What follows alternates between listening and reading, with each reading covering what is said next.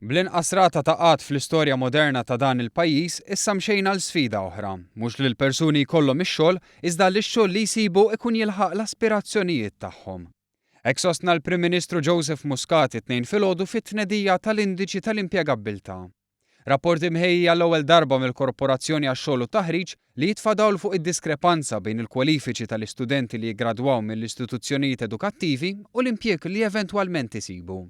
Iċ-Chairman tal-ITC Clyde Caruana fisser kif ir-rapport se jiffaċilita t-tranzizzjoni bejn id-dinja edukattiva u dik tax-xogħol. Wieħed mill-għanijiet prinċipali proprju ta' dan ir-rapport huwa li waslu aktar informazzjoni lill-istudenti biex dak li jkun qabel jagħmel deċiżjoni tal-liema fakultà jew istitut jixtieq jidħol fih ikun jaf minn qabel il-probabbiltajiet li jsib xogħol wara li jgradwa jekk ikunx jaqbel ma' dak li jixtieq jew le x'ikunu. U għalhekk minn hemmhekk l-individwu jkun jista' jagħmel deċiżjoni aktar informata. L-istudju jagħti ħarsa dettaljata lejn il-progress tal-gradwati li ħarġu mill-Università ta' Malta, mill-Kulleġġ Malti għall-Arti, ix-Xjenza u t-Teknoloġija u mill-Istitut tal-Istudji Turistiċi.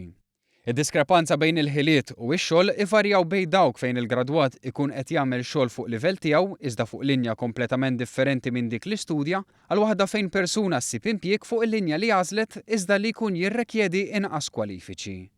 Tul it-tnedija ntqal li għalkemm din is-sitwazzjoni hija evidenti f'diversi oqsma, l-istatistika tindika li pajjiżna jinsab fit-triq it-tajba.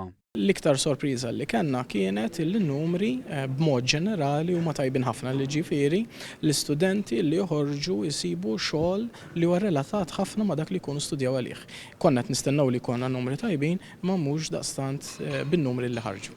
Il-Prim Ministru Joseph Muscat saħaq li m'hemmx triq waħda biss għas-suċċess akademiku u bekk huwa d-dover morali tal-pajjiż li joffri toroq oħra lil dawk l-istudenti b'abbiltajiet differenti bħalma huma snajja sabiex huma wkoll jagħmlu suċċess f'ħajjithom.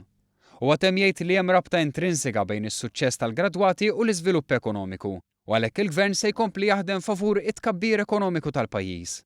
Min-naħa tiegħu il-Ministru għall-Edukazzjoni u x-Xogħol Evarist Bartolo tenna li r-rapport joffri stampa ċara ta' relazzjoni ħajja u dinamika li teżisti bejn l-istituzzjonijiet edukattivi u l-postijiet tax-xogħol.